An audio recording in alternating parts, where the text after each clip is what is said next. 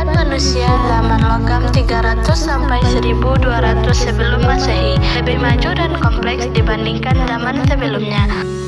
Terbelakang zaman logam ketika manusia praksara mulai mengenal dan memanfaatkan logam untuk membuat alat-alat dan perkakas.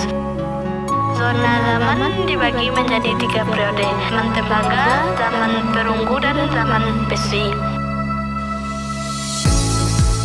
1. Zaman tembaga. Pada periode ini manusia purba baru saja mengenal logam sebagai bahan dasar membuat peralatan sehari-hari.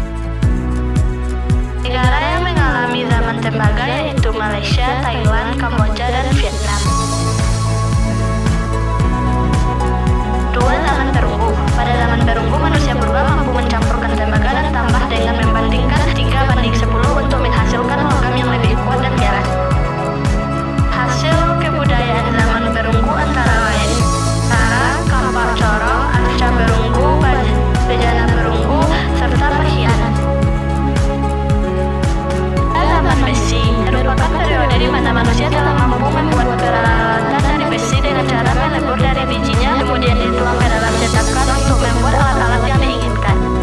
Hasil peninggalan dari zaman besi ditemukan di Indonesia antara lain mata kapak, mata sabit, mata pedang, cangkul. Teknik pembuatan perkakas dari besi nilai guna daripada tembaga dan perunggu. Sebab besi adalah logam yang sangat keras dan memiliki titik lembur yang tinggi. Manusia purba Indonesia umumnya membuat peralatan dari logam sebagai senjata untuk berburu, menjaga ladang, serta keperluan upacara keagamaan. Ciri dan karakteristik zaman logam: yang pertama, berkembang pesatnya perdagangan antar pulau di Indonesia dan negara-negara Asia Tenggara.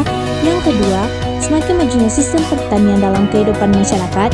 Yang ketiga, pengolahan logam berdasarkan teknik perkembangan pengolahan.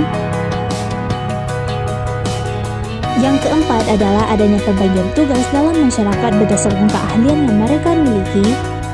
Yang kelima, adanya norma yang mengatur kehidupan masyarakat. Yang keenam, terdapat banyaknya megalitik. Kehidupan manusia zaman logam atau masa Perundegia merupakan periode akhir dari prasejarah. Bangsa yang mendukung masa ini adalah bangsa Deutero Melayu yang masuk ke Indonesia sekitar tahun 500 sebelum Masehi. Kehidupan ekonomi pada masa ini yaitu bercocok tanam dengan sistem ladang, pengelolaan sampah, perdagangan dengan jangkauan yang lebih luas, dan adanya pertukaran barang seperti perhiasan. Adapun hasil kebudayaan dan peninggalan zaman ini yaitu kapak corong, nekara, moko, kapak perunggu, dan bejana perunggu. Inilah pendapat kami tentang zaman logam.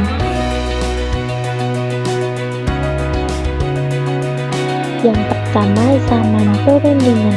Zaman logam juga disebut zaman perundingan karena muncul golongan undangi yang terampil dalam melakukan pekerjaan tangan. 2. Perkembangan teknologi. Manusia yang hidup pada zaman logam sudah mulai mengembangkan teknologi yang tinggi. 3. Teknik pembuatan alat logam. Ada 2 teknik pembuatan alat logam, yaitu dengan cetakan batu dan dengan cetakan tanah liat serta lilin. 4. Perkembangan di Indonesia dan di Asia Tenggara. Di Indonesia dan Asia Tenggara tidak mengalami zaman tembaga, tetapi langsung mengalami zaman perunggu dan zaman besi.